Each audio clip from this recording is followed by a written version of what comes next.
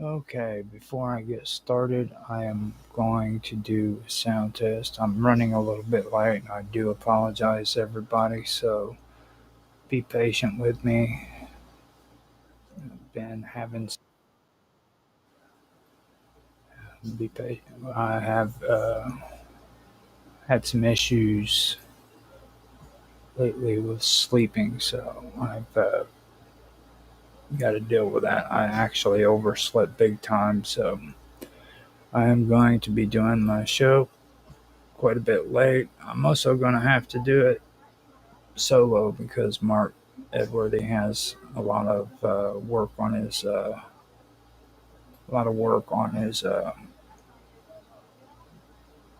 workload, basically, I guess you could say. So I'm gonna do this solo. It's fine because most of it is actually, well, this part is going to be a little bit of kind of recapping. Uh, I have to go over some stuff that I previously went over before, but there's a little bit of a twist to it. So it does need to. I will be going over some of the stuff I discussed with Mark Edworthy earlier, which is fine. That's actually kind of fits in with it today, anyhow, because I need to um, actually uh, just kind of recap so that when Mark wants to come back, at least we're still on right on task with one another. So it sounds like all of the audio is working fine. I just went in and checked D Live. I should probably go and check Twitch and Kick too because on my last stream, I wasn't, it didn't stream on Kick for some reason. So that was pretty odd, especially considering it was Dragus Productions when I was doing that one. I couldn't believe that happened. So I'm actually wanting to start at the top of the hour. Okay, so it sounds good on Twitch. Let me go check Kick, make sure it's working. Okay, yeah, it's up and running.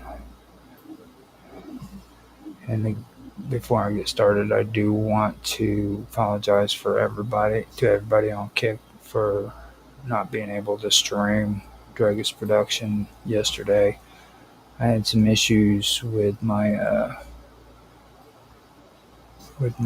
Rumble Studios. It for some reason did not work on Kick, so I apologize about that. So we do have 3 minutes left, or 7 minutes left. Yeah, 7 minutes before the top of the hour. I may go ahead and get this going so that I can get through it. I have everything outlined and ready to go all the way up until the interim between World War One and World War Two. I'm not going to go through all of that tonight, of course, but I do have to go and do some recap on some of the topics we talked about in the last episode. So, and don't worry about it. It's from a different angle, basically something that I didn't want to leave out of the talking points. And like I said, right now, Mark Edworthy has a pretty heavy workload in the morning, so it's putting a lot of strain on him when it comes to working and then having to be on here in the afternoon. So this was completely my fault that he wasn't able to be on the show tonight because I ended up having some issues and couldn't do this until late at night. So let me go ahead, do my introduction, and we will get on with the show. So,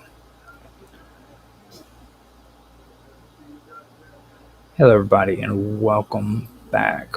I'm Roger Hanson, and tonight I will be your host here on Roger's Real-Time Talk Show event.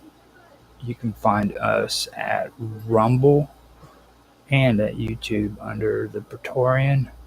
You can also find us on Kick at Roger_Hansen, as well as DLive at Roger_Hansen. Now, I also stream live on Twitch.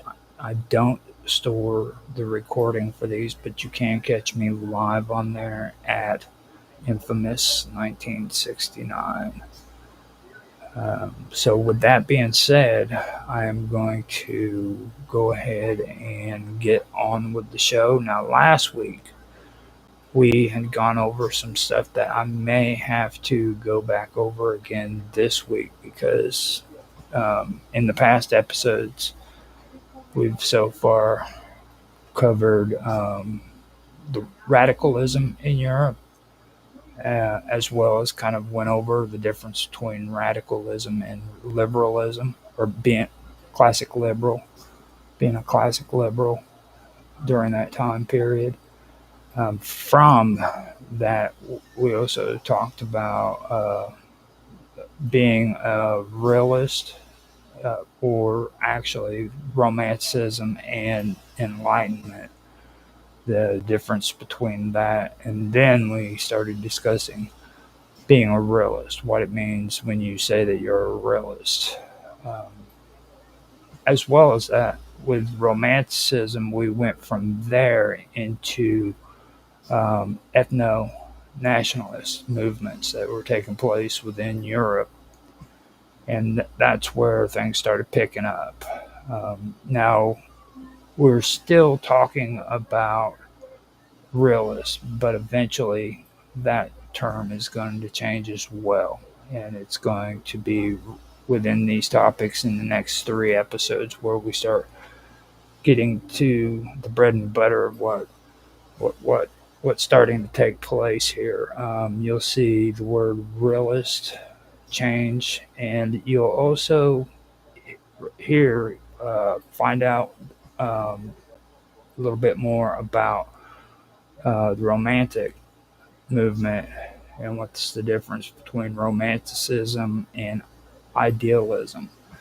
That is that's a big reason why I wanted to go back over some of the stuff so that I can kind of make a differentiation between the two, because it's a small difference, but it matters. You know what I'm saying? So, like I said, the whole socialist movement that took place within Europe was a very, very complex. It was very complex in how it happened. So, like I said in my previous episodes, again, we're not going to cover like every single detail of what happened when it came to Europe after the French Revolution all the way up until now, but we will use the format that I laid out because I feel that it kind of brings out more when it comes to the storyline and what actually took place within Europe. So, with that being said, I will go ahead and get into it. Now, in the late 18th century, European intellectual life underwent a dramatic shift. Okay, for most of the Enlightenment, the prevailing thought emphasized rationalism, empiricism, and material explanations for the world. Now, the age was dominated by thinkers like Voltaire, Diderot, and Hume, who championed reason, observable evidence, and the natural sciences as the surest way to understand reality. This intellectual climate had its own revolutionary power. It broke the dominance of religious dogma, for one, and that's in many areas, and encouraged the development of constitutional government, also human rights, and it also even delved into scientific method as well. Now, by the end of the century, a reaction began to emerge against what a lot of people felt was a cold, mechanistic worldview that neglected the inner life. of the human spirit, basically. Now, I'm getting messages from Mr. Robot, so you got to excuse me. Now, idealism is where I get into all of this, okay? Now, just like Romanticism, they felt the same way about this mechanistic worldview, okay, that the realists were and the enlightened, the so-called enlightened, were putting out, okay. Um, that, in effect, caused a reaction that created what was later known, what would be known as the age of Romanticism, and we also have now idealism. Now, when you sit and you hear people talking all the time about ideology, your ideologies and idealist, being an idealist, or ideological viewpoints, stuff like that. That's what they're talking about here. It's a philosophical ideology, philosophical idealist. Okay, and what they did is they rejected the notion that reality could be fully explained through material causes alone. Okay, in their view, consciousness, ideas, and the human mind were like they weren't a secondary. They weren't secondary reflections of a physical world. They were the primary forces that shaped our experiences. Um, for example, when it comes to Kant, okay, Kant's critical philosophy had already destabilized the purely empirical worldview. Uh, and that was by him arguing that the mind actively structures the way we perceive the world. Now, his successors, like Fichte, Schelling, and Hegel, so that I can point this out, is one of the reasons why I wanted to go back over this, because it was mentioned in our comment section about Hegel. And I want to be very sure that people do understand about Hegel. Um, there's a differentiate. There's a there's a difference between Hegel being an idealist rather than classic uh, a libertarian or a liberal. You know what I mean? Believing in the classic liberal constitutional ideologies. And this kind of gets into it. Now these guys, they push for ideas, or they push their ideas basically further. They or they push Kant's ideas further, I should say, developing like elaborate systems in which human history, moral law, and even nature itself was supported as a part of a dynamic unfolding of reason or spirit. Now, Hegel, in particular, offered a sweeping interpretation of history as the gradual realization of human freedom through the dialectical movement of ideas. Now, for Hegel, nations and states weren't arbitrary political units. They were living embodiments of the world spirit, each with a role to play in advancing the moral and political progress of humanity, basically. Now, this philosophical foundation provided later nationalists with a powerful justification. Okay, their own nation's development was not a matter of self-interest, but part of the inevitable march of history. So, while idealism worked in the philosophical field, you have to also look at romanticism. Now, Romanticism was developing as a parallel movement, basically, in the cultural sphere through literature, art, music, and historical imagination.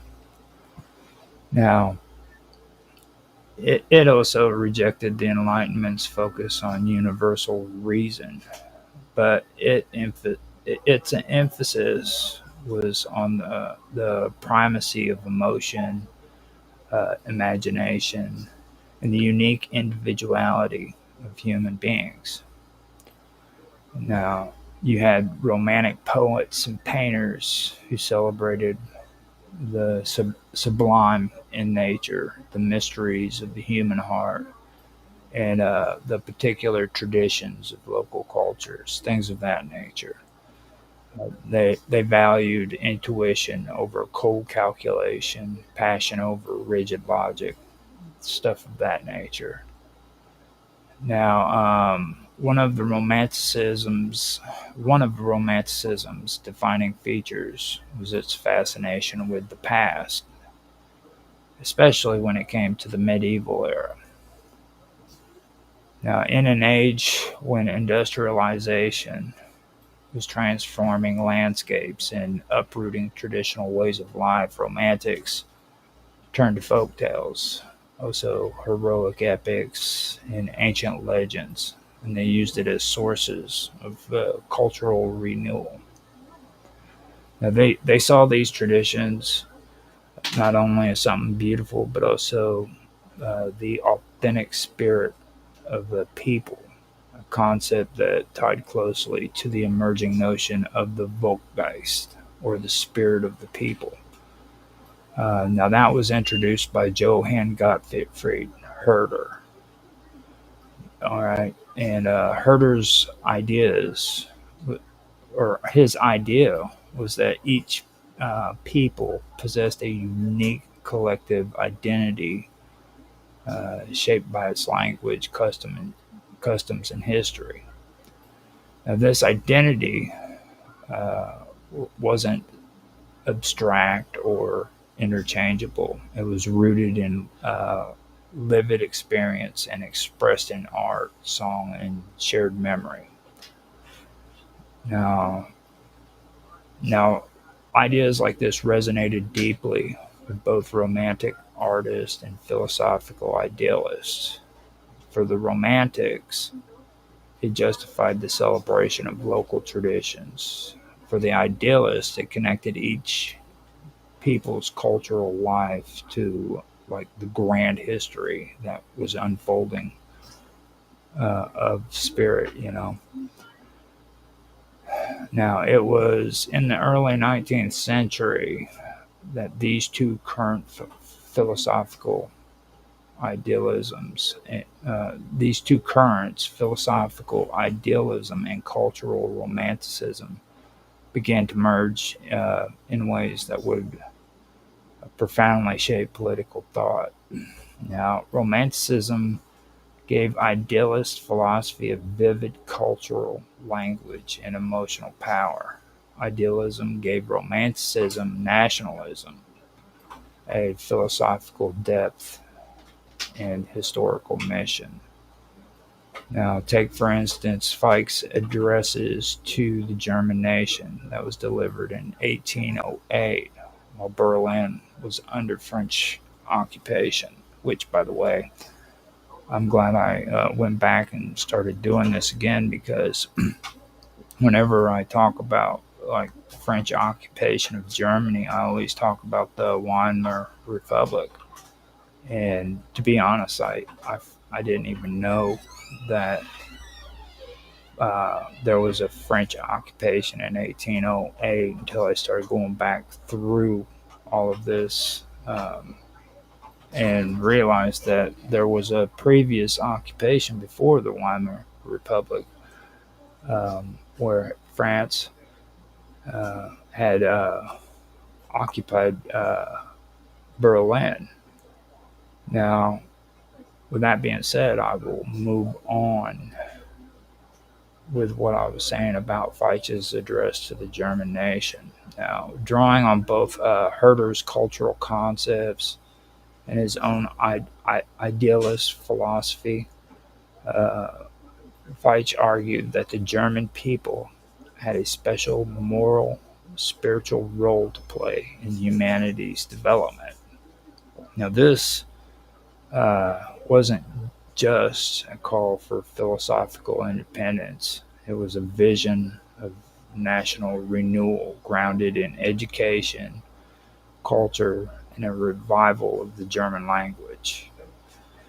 Now, speeches like this turned the abstract ideals of philosophy into like rally cries for political and cultural movements.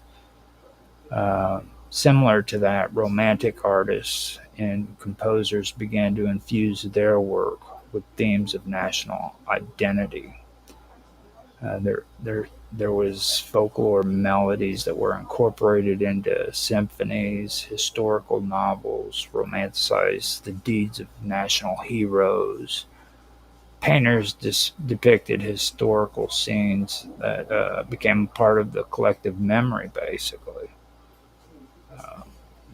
Now, um, this cultural revival uh, wasn't just aesthetically appealing. It was also politically potent. It built a shared sense of belonging and purpose among people who might never meet in person.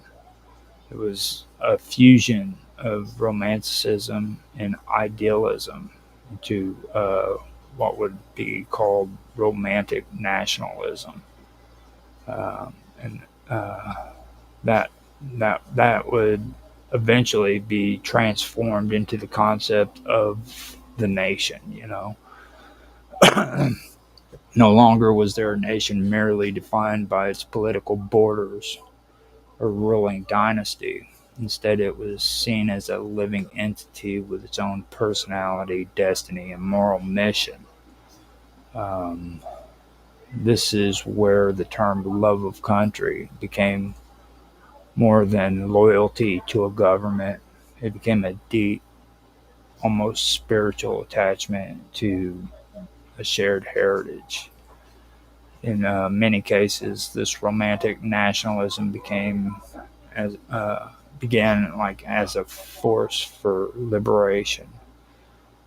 People living under imperial rule, such as the Italians under Austrian domination, the Poles under Russian and Prussian control, or the Greeks under Ottoman authority.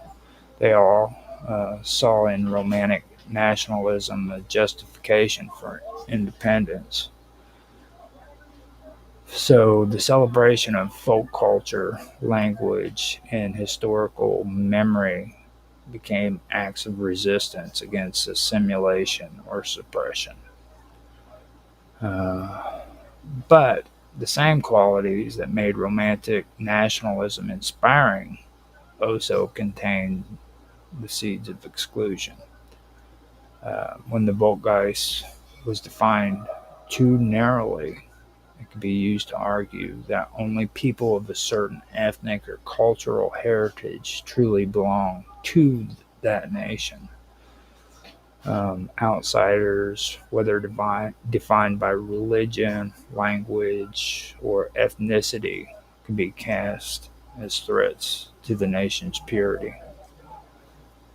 Now, over time, this shift from cultural pride to cultural exclusivity marked the transition towards ethno-nationalism. And we've gone over a lot of this in the previous episode, but I wanted to kind of go over this a little bit more with the whole idea of what idealism was. Okay. Um, so this actually was what marked the transition towards ethno-nationalism.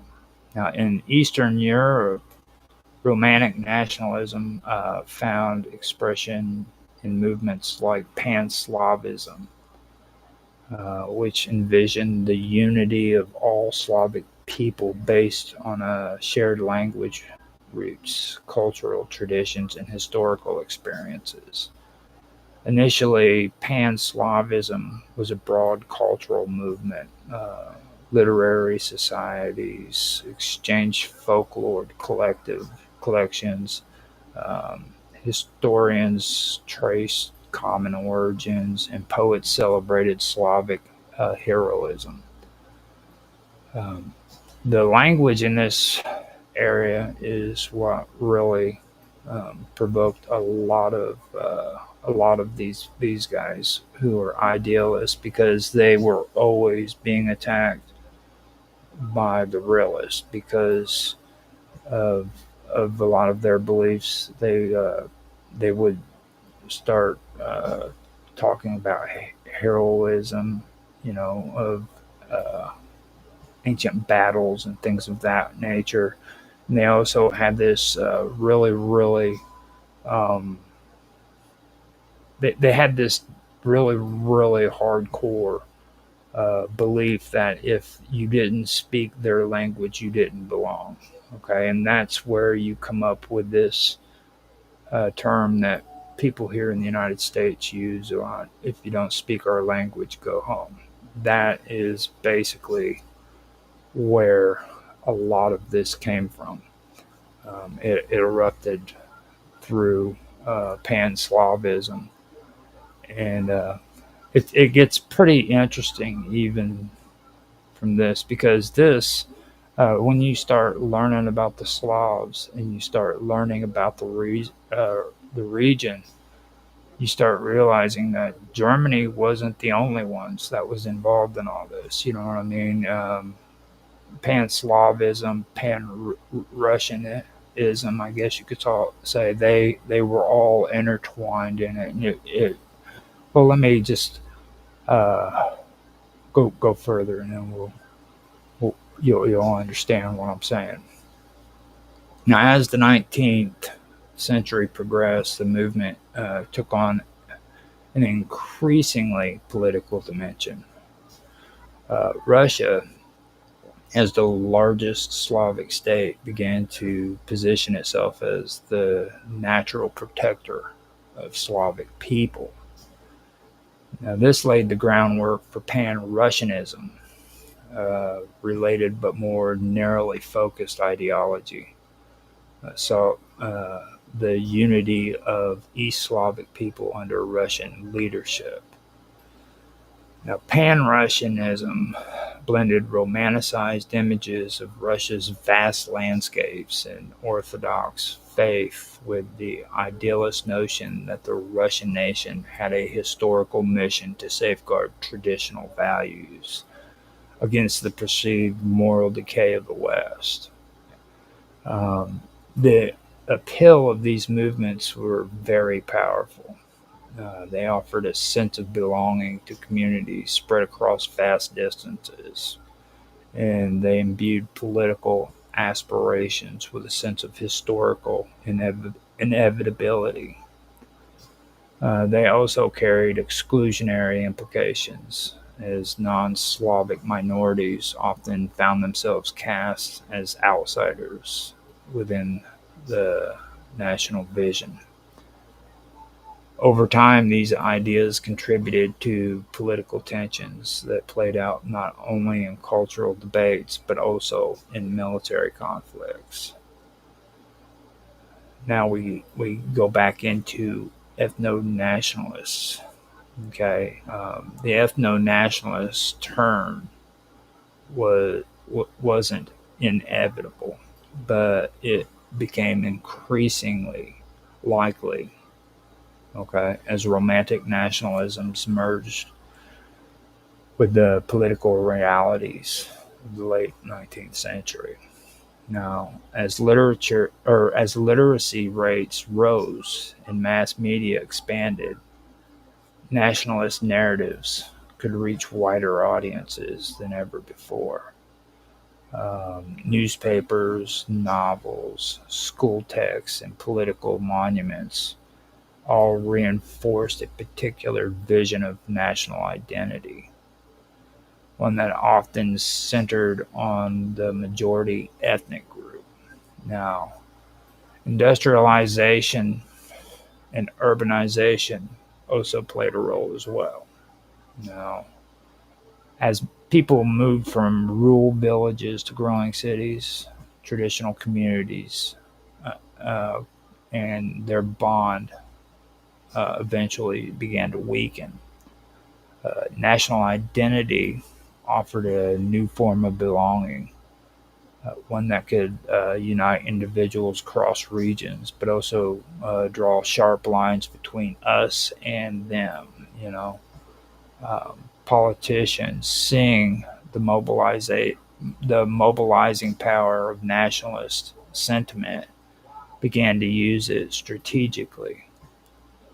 Sometimes it was to rally resistance against foreign domination, sometimes to consolidate power within multi ethnic states. And that was also by promoting the culture of the dominant group. The idealist philosophy that had once envisioned nations as complementary actors in a shared historical drama could also be narrowed into a belief that one's own nation was uniquely virtuous and destined to lead or dominate others.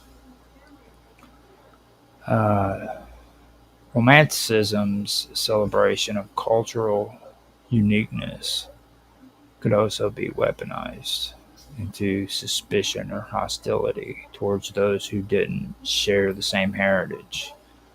Now, in this way, the blend of idealism and romanticism, which was once a force of liberation, became a tool of exclusion and conflict. By the early 20th century, the legacy of romantic nationalism was very complex. On one hand, it had inspired movements that led to the creation of unification of modern states, such as Italy and Germany. It had preserved the revived cultural traditions that might otherwise have been lost. It had given people under imperial rule a vision of self determination and dignity. Now, on the other hand, though, the same ideas had also been used to justify marginalization or persecution of minorities, to promote aggressive expansionism, and to frame international politics in terms of cultural and radical competition. Now, in the Balkans, romantic nationalist visions contributed to the tensions that erupted in the Balkan Wars and set the stage for the First World War. Now, in Russia, Pan-Slavism and Pan-Russianism intertwined with imperial ambitions, shaping policy and domestic attitudes towards non-Slavic populations. Now, by the close of the 18th century, European political thought was in flux. The Enlightenment had succeeded in breaking the monopoly of religious authority over state governance and had promoted the use of rational inquiry in political decision making. But in doing so, it created a mechanistic view of the world and humanity, one in which individuals were essentially interchangeable units bound by abstract social contracts. For some thinkers, this vision ignored the moral and spiritual dimensions of political life. Philosophical idealism emerged as an alternative. Kant's critical philosophy, like I said before, had already destabilized pure imperialism by asserting that the human mind actively shapes perception. Now, again, let me also go back over and say again, his successors in the German philosophical tradition, such as Schelling, and most significantly, Hegel reimagined the state as more than an administrative apparatus. For them, the state was the concrete manifestation of a nation's moral will, a living embodiment of historical purpose. Now, in Hegel's view, the unfolding of history was the story of human freedom becoming more fully realized. The nations were the agents of that process. Now, this made the state not just a political entity, but the moral custodian of its people's historical mission, basically. Now, this concept gave later nationalist leaders a powerful intellectual justification. If the state was the vessel of a unique moral spirit, then strengthening and defending it was a moral imperative.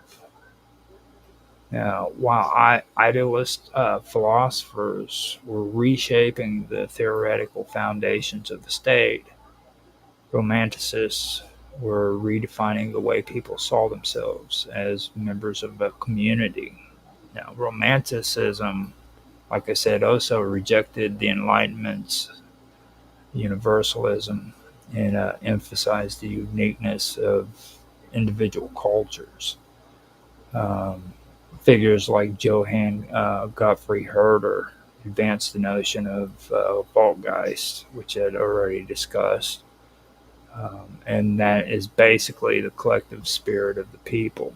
And that would be expressed through shared languages, customs, and traditions.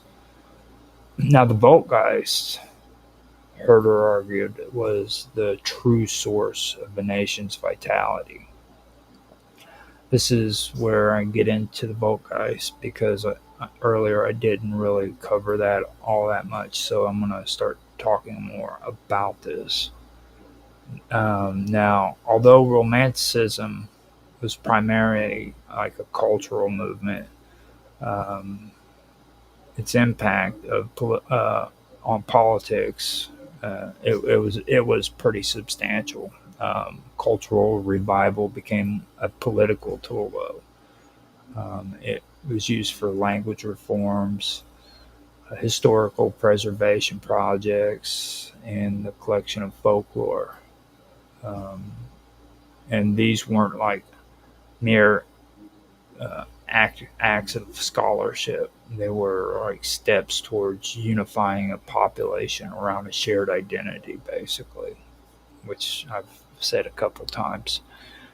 Now, the multi-ethnic empires, such as Austria-Hungary, Russia, and the Ottoman Empire, these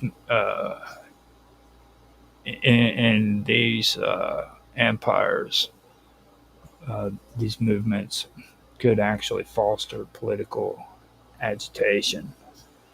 And they did that by reminding people of their distinct heritage, you know what I mean? Now, the political translation of romantic and idealist thoughts became visible more in the early 19th century during the Napoleonic Wars.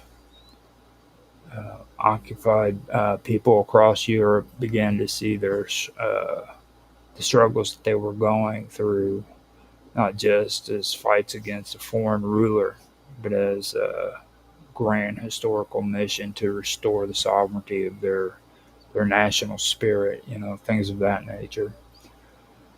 Now, this brings us back to Fikes' 1808 addresses to the German nation, which crystallized this transformation, basically. Now, his call for moral and cultural renewal in Germany, it was a philosophical argument, but it was also a political rally cry. Now, from there, romantic nationalism spread into political movements that sought either unification or independence. That's when we start hearing about Italy's Risorgimento. Risorgimento. Okay, the Risorgimento, which sought to consolidate fragmented states into a single Italian nation within Italy. Um, Now, after that, you had Germany as well, which we've been talking a lot about. Now, in the German states, the push for unification, it was tied to the idea of fulfilling the German people's historical mission, culminating in the formation of the German Empire, which took place in 1871. Now, in Eastern Europe, Romantic nationalism, it did inspire independent movements among the Poles, the Czechs, the Serbs, all who sought to free themselves from imperial domination. In Eastern Europe, Romantic nationalism often took the form of broader pan nationalist movements too, and that brings us into uh, most notably Pan-Slavism. Um, Now, initially, Pan-Slavism was a cultural and intellectual movement that emphasized shared linguistics and cultural roots, and that was all among the Slavic people. With that, conferences, scholarly exchange, and historical research uh, aimed at strengthening ties among these populations were taking place. Um, but like I said before, the potential for pan-Slavic Slavism uh, also became apparent, when it came to other movements like the Russian or other, especially when it came to the Russian Empire, because they were the most powerful Slavic state. They began to adopt pan-Slavic rhetoric, and they used it as a tool of foreign policy, basically. Now Russia started to present itself as like the protector of all the Slavs. Um, that was in order for Russia to justify intervention in the Balkans and occupy, uh, um, or well, not only that, but opposition. It was about being opposition to the Ottomans as well as the Austro-Hungarian Empire. To be honest, um, now this approach it eventually evolved into what would later be called Pan-Russianism, and I've said it before. The vision to it, it basically became narrowed. Okay, the vision to emphasize the unity of East Slavic people like Russians, Ukrainians, the Belarusians. Uh, that's what they wanted. They wanted to emphasize the unity of these people. And they wanted to do it under Russian leadership. So these movements weren't just abstract. You know what I mean? They directly influenced policy decisions, such as Russia's involvement in the Crimean War, its role in the Balkan uprisings, and its justification for expanding influence in Eastern Europe. They also fueled suspicion towards non-Slavic minorities, which eventually contributed to social tensions, and this would sometimes erupt into violence. So while While Romantic nationalism often began as an inclusive cultural revival, it frequently evolved into what would be called ethno-nationalism. And that's a belief that the state should represent and protect a specific ethnic group above all others. So the Romantic idea of cultural uniqueness combined with the idealist vision of the state as the embodiment of a people's moral will is what made this transformation possible. Now, the late 19th century saw ethno-nationalist policies uh, which emerged all across Europe.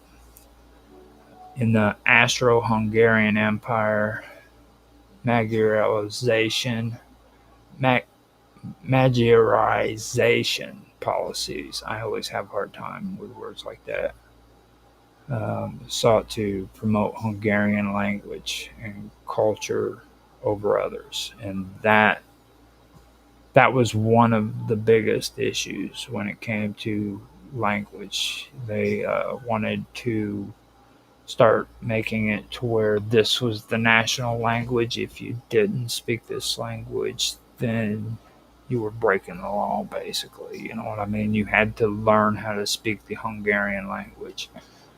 And that caused a lot of tension. That actually was uh, a big issue that led up to the two world wars, to be honest with you. Um, that became a real big cultural issue in the region. Um, Now,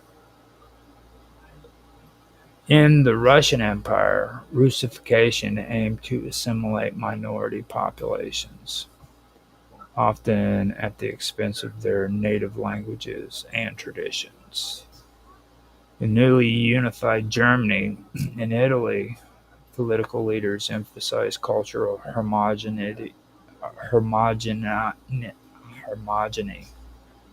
as essential to national growth. Ethno-nationalism was not only about cultural assimilation, it could also justify the exclusion or persecution of minority groups. This was seen in the pogroms against Jews in the Russian Empire during the late 19th and early 20th century, as well as similar acts of violence against Roma communities. Now, these actions were rationalized by defending the authentic nation, okay, from elements perceived as alien or harmful. Now, a crucial aspect of political nationalism was the construction and use of national myths. Leaders and intellectuals often selected particular historical events, battles, or heroes to symbolize the nation's character and destiny. These myths were not always accurate historical accounts. They were narratives designed to inspire loyalty and justify political goals. A good example of that would be in the Balkans, the memory of the 1389 Battle of Kosovo. That became a central symbol of Serbian national identity. Now, in Poland, the partitions of the 18th century were framed as like a martyrdom that proved the nation's resilience. Now, these narratives were taught in schools. They were celebrated in public ceremonies and used to mobilize public opinion during times of crisis. The political utility of these myths lay in their ability to simplify complex histories into emotional, powerful stories. They created a shared sense of purpose and unity, but they also reinforced division with neighboring peoples, particularly when the same historical events were remembered differently or in direct opposition by others. The philosophical underpinnings of idealism had a direct impact on how nationalist movements understood the role of the state. Now, if the state was the manifestation of a nation's moral will, then strengthening the state was not simply a matter of policy. It was, like I said before, it was a moral duty. This view justified both internal reforms aimed at consolidating power and external policies that aimed at expanding influence. Um, this takes you into what I wanted to hold off on because um, eventually we're going to get into this, but this is the turning point. This is where we start discussing, we get down to what actually was the first beginnings of what would eventually become uh, Nazi Germany, basically. Now, I thought about how I wanted to approach this, and I think the best way for me to really uh, do this is, bring up the Bismarck, the ship. Everybody's always talking about the Bismarck and how it was sunk, but not too many people know who Bismarck was, who the man was that this ship was named after. And in order for you to really understand what took place in Europe that led up to the First and Second World War, you need to understand the history of Germany. And to do that, you need to learn about Bismarck. Bismarck also played a very, very important role when it came to the creation of socialism as a welfare state, basically. Um, what we would commonly call frickin' socialism today isn't necessarily um, what socialists were back then, because in the early days of socialism, see, they didn't want to um, they didn't want to conquer a government or an economy system. They wanted to, well, they wanted to and then, use that. They wanted to actually take it over, destroy it, and build from the ground up. Okay. Now Bismarck did something that would eventually be a part of everything that we know of when it comes to socialism. This is where romanticism and ideology merge with realism. To be honest, to be fair, this is where it all culminates, and this is where we eventually uh, get what we know today as socialism. Um, Now, Bismarck's realpolitik in Germany, it was pragmatic in execution. Don't get me wrong. Okay, it drew on this deep ideological justification. Okay, and what it drew on is, if the state was the manifestation of a nation's moral will, then strengthening the state was not simply a matter of policy, it was a moral duty. Okay. Now, like I said before, this justified both internal reforms aimed at consolidating power, as well as external policies that aimed at expanding influence. Bismarck's Realpolitik in Germany was a part of that. Now, his goal was unifying Germany under Prussian leadership, and that was framed as fulfilling the German nation's historical mission, according to him. Now, similarly, Italian leaders like Cavour used both diplomacy and war to bring about unification, portraying the process as the realization of Italy's rightful place among nations. In Russia, the autocracy embraced a form of state idealism that linked the Tsar or the Tsar's authority to the preservation of the Russian people's spirit and cultural essence.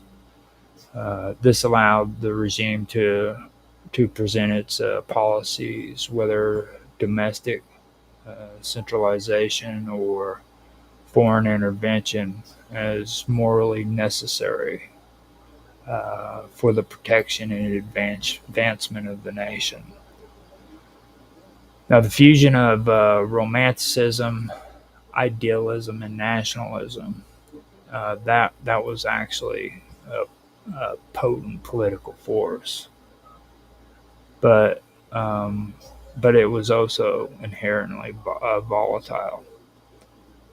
Its power laid in its emotional appeal and its ability to mobilize large populations towards a collective action, basically. Its danger also laid in the same qualities, okay? Once the definition of the nation became exclusive, it could justify the suppression or expulsion of those deemed outsiders. By the turn of the 20th century, nationalist rhetoric was increasingly intertwined with notions of ethnic purity. This shift was accelerated by the rise of racial theories that claimed scientific legitimacy, providing a pseudo-rational basis for policies of exclusion. In multi-ethical regions like the Balkans, this contributed to cycles of violence and reprisal that destabilized entire states. By the early 1900s, the competing nationalism of Europe,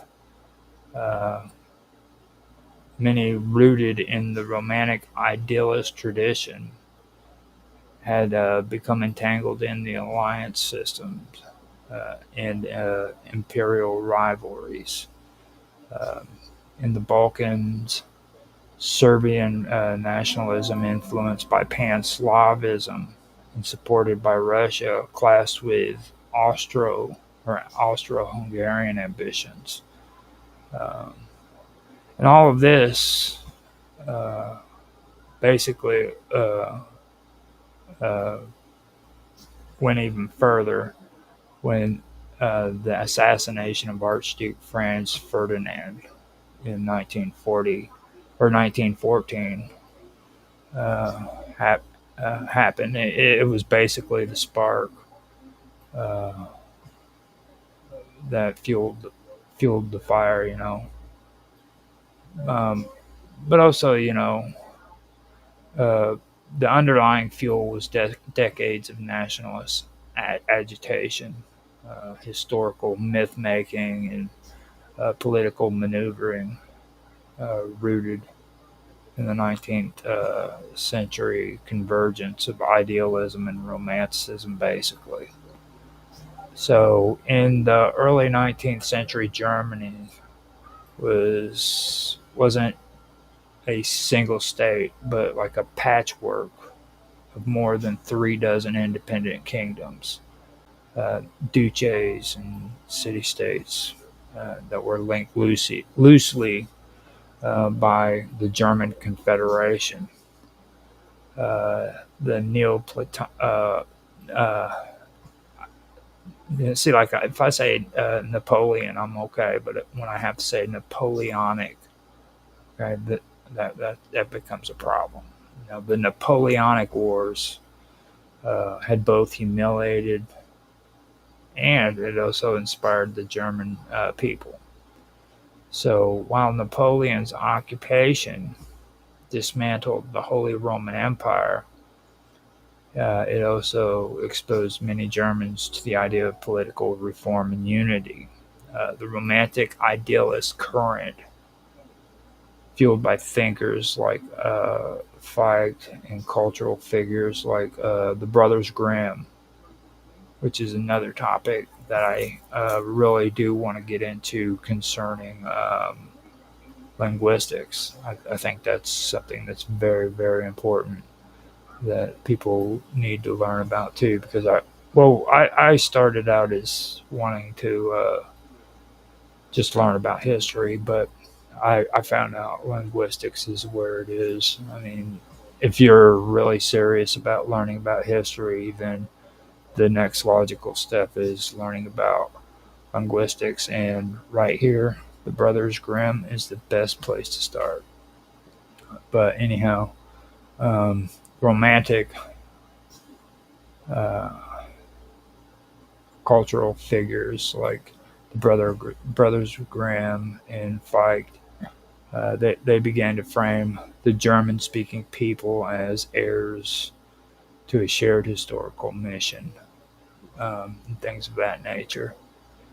Initially, this nationalism was more cultural than political, though, when it came to the Brothers Grimm and Fichte. Um, Universities became hotbeds of nationalist sentiment, with student groups like the Burschenschaften organized rallies that celebrated German history and language while condemning foreign domination. Um, but in Europe, dominated, but in a Europe that was dominated by conservative monarchies after the Congress of Vienna in 1850 or 1815, these nationalist aspirations were carefully monitored, and a lot of them were actually suppressed. So, the Carlsbad Decrees in 1819, for example, they cracked down on nationalist students' movements. They censored the press, and they strengthened state surveillance in the German Confederation. Uh, the Revolution of 1848 marked a turning point, though. Across Europe, liberal and nationalist uprising erupted. In the German state, there was a serious push for unification under a constitutional framework. This is where the Frankfurt Parliament assembled with the aim of creating a united German nation state. Uh, but internal divisions over whether to include Austria or exclude it, and resistance from the conservative monarchies, that all doomed the projects. King Frederick William IV of Prussia famously rejected the offered crown of the unified Germany, saying that he wouldn't take a crown from the gutter, meaning one offered by revolutionaries rather than bestowed by divine right. So the failure of 1848 taught nationalist leaders that unification could not be achieved through idealistic assemblies alone. It would require power politics. Enter Otto von Bismarck, whose realpolitik approach in the 1860s and the 1870s brought unification through a series of calculated wars. Now, with that, you had the Danish War of 1864, which secured Schleswig and Holstein. The Austro-Prussian War of 1866 excluded Austria from German affairs. In the French-Prussian War of 1870 to 71 rallied the southern German states to join Prussia against the common enemy. Now, Bismarck's unification campaign was cloaked in nationalist rhetoric, but driven by pragmatic statecraft, like I said. Once the German Empire was proclaimed in the Hall of Mirrors in Versailles in 1871, the new state adopted policies that reinforced a shared German identity. That would be standardizing the language in schools, promoting national history, and cultivating military pride. These were used as tools of cohesion. Yet the same nationalism that unified Germany also set it apart as a challenger to the established European order, laying the groundwork for future conflicts. Italy's path to unification followed a similar trajectory from romantic ideas to strategic politics.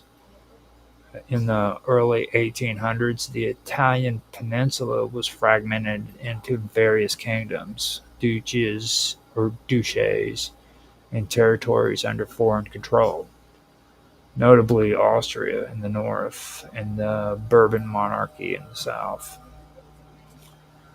Now, Risorgimento, or the Resurgence, was as much a cultural movement as a political one. Writers, poets, and historians emphasized Italy's shared Roman and Renaissance heritage, portraying unification as a restoration of past glory. Giuseppe Mazzini, the ideological heart of the early movement, founded Young Italy in 1831. His vision was a democratic republican Italy, united through the will of the people. Mazzini's rhetoric was steeped in idealist and romantic language, appealing to the moral duty of Italians to liberate their homeland. Now, his influence inspired uprisings across the peninsula, though these early revolts often failed due to poor coordination and the overwhelming military strength of foreign powers.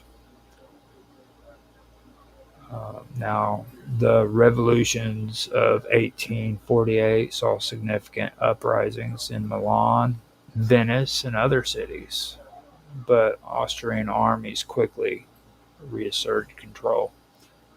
It became clear that ideas alone could not overcome entrenched imperial power, basically. So the unification cause then shifted towards a more pragmatic leadership under Count Camillo de Cavour, the Prime Minister of Piedmont, Sardinia. Now, Cavour understood the necessity of diplomacy and alliance building. So, aligning Piedmont with France during the Crimean War gave it a seat at the table in European affairs. In 1859, Cavour secured French assistance against Austria in the Second Italian War of Independence, leading to annexation of Lombardy. Now, the momentum continued as revolutionary leader Giuseppe Garibaldi's red shirts marched north from Sicily, capturing the kingdom of the two Sicilies, and eventually handing it over to King Victor Emmanuel II. So I could go on and on and on with this and actually get it done and over with. But I think right here is probably where I do want to maybe stop this and continue later on. I could end up finishing it off and everything, but this is where I start getting into more of the wartime areas where it's actually starting to build up. But it kind of gives you, like I said, I had to go through and do a little bit of a recap. You know what I mean? Of what needed to be talked about here. I will step back a little bit too on this and kind of start over at an earlier part for the next episode. That way we can continue this conversation and do it at a proper time when Mark's here, because I know he would probably want to be a part of this. He's really more as a he's more of a EU kind of guy. He wants to get into the EU and discuss that more in depth. So I'm pretty sure he's not heartbroken that he doesn't have to be here for this, but I figured it would be something that I can torture him with, because I really do enjoy torturing Mark Edward. A lot of people don't really realize that, but I enjoy doing that quite a bit. He tortures me all the time. It's kind of like a back and forth thing. If I'm not torturing him, he's torturing me, or Mr. Robot's torturing both of us. One of the two. So I think the best thing for me to do, though, is to end it here, come back later, and maybe, well, not maybe, but go ahead and start from this point here and have a conversation about it. But I did think about it before I started this. I was like, it's not really a bad idea to do this actually on my own, because there's like I told you before, there's some things in here that I did have to recap to kind of put a little bit more emphasis on what ideology, or how ideology and romanticism kind of relate to one another and what their differences are, and how idealists influenced what took place in Europe during this time period, because it is very, very important. It is a very important topic that needed to be discussed. So I'm trying to go in here and save my talking points and make sure that they're numbered correctly.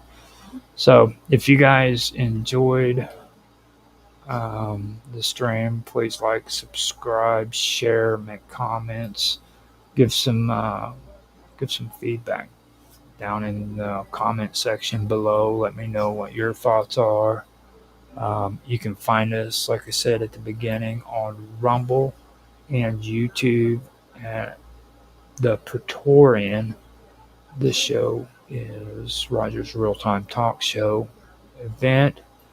You can also find me on Kick, as well as on DLive as Roger_Hanson. And on Twitch, you can also find me at Infamous 1969. I went through, I looked at everything. It doesn't look like I have any comments that I have to respond to. So that is a good thing. And I hope you guys enjoy your day, night, whatever. And I do apologize for having to do this late. I can't believe that I actually messed up like that today, but I did. I do apologize, and I will be back next week as scheduled. Hope you guys enjoyed the map that I put on here too, showing you Europe so that you can actually see the locations that we're talking about as we go through this. So with that being said, I'm going to shut up and I'm going to end this, and I will talk to you guys next week. Thanks for stopping by.